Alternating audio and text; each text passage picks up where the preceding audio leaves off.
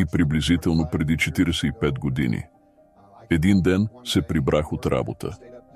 Тази нощ останах буден в молитва и след това заспах. Следващото нещо, което знам, е, че стоях пред много ярка светлина по някакъв начин. Знам, че стоях пред Бога и знам, че ми показа някои неща, дори се разгъна един свитък и видях ярки образи. Събудих се и ги записах. Един пример, който повечето хора вече знаят, беше през 2010 година, когато видях тъмни облаци над Ватикана и казах, че папа Бенедикт XVI ще се пенсионира през април 2012 година. Започнах да говоря за това публично и се появих на предаването на Ситрот през 2011 година. Направих тази прогноза и 2012 година дойде и отмина. И в началото не изглеждаше, че Бенедикт ще се пенсионира. Но както светът знае сега, през февруари 2013 година, Ватикана обяви, че Бенедикт XVI е подал оставка. Същия ден, ватиканската медия L'Osservatore Romano даде интервю на Ню Йорк Таймс, в което признаха, че папа Бенедикт всъщност официално и тайно е подал оставката си в Ватикана през март 2012 година, а през април 2012 година тя става официална с курията, римското правителство, и те я приеха. Телефонът ми звънеше безспирно, всички навсякъде искаха да знаят кой е моят вътрешен източник в Ватикана, който ми предава тази информация, но аз не казах нищо. Разбира се, те казаха, че ако им кажа, че това е Светия Дух, те биха се почувствали некомфортно. Приблизително година след този опит, отново имах същото преживяване.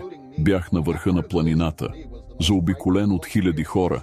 Всички бяха в паника, крещяха и тичаха, гледайки назад през раменете си, включително и аз. Това беше най-страшната част от видението за мен, защото умът ми беше убеден, че това се случва наистина. Обърнах се и погледнах назад през рамото си и видях гигантска горяща планина, която падаше през атмосферата, разпадайки се, удряйки повърхността на земята.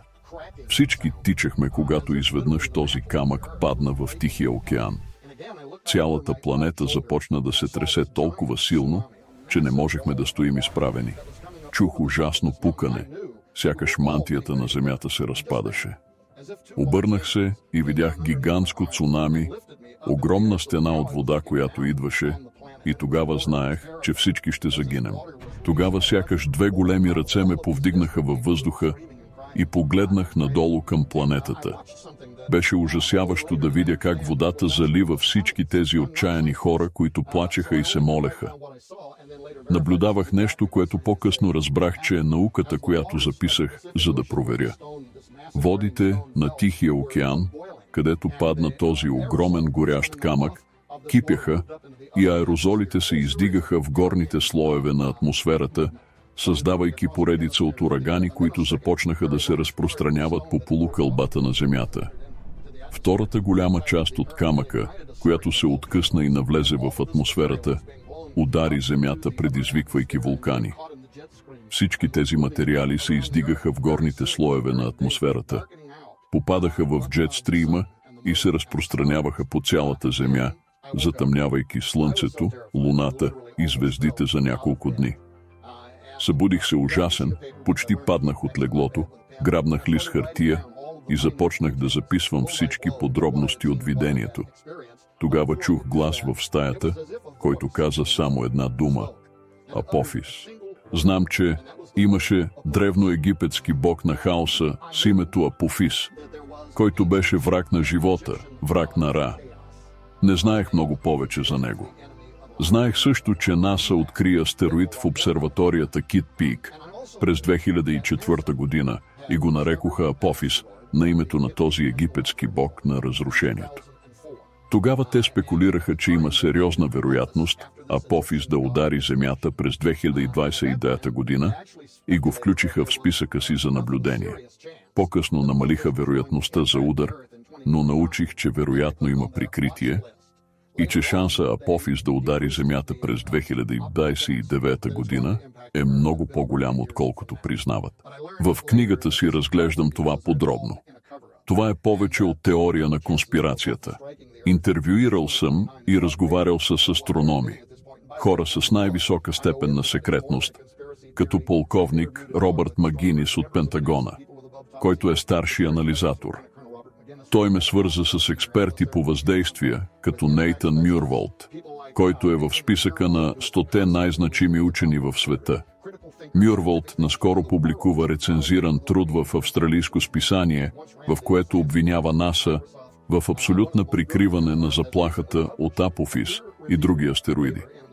След всички тези изследвания вярвам, че на 13 април 2029 година Апофис ще удари Земята. Фактите около този астероид са поразителни. Той е 370 метра широк, тежи около 20 милиона метрични тона и се движи със скорост от 45 000 км в час.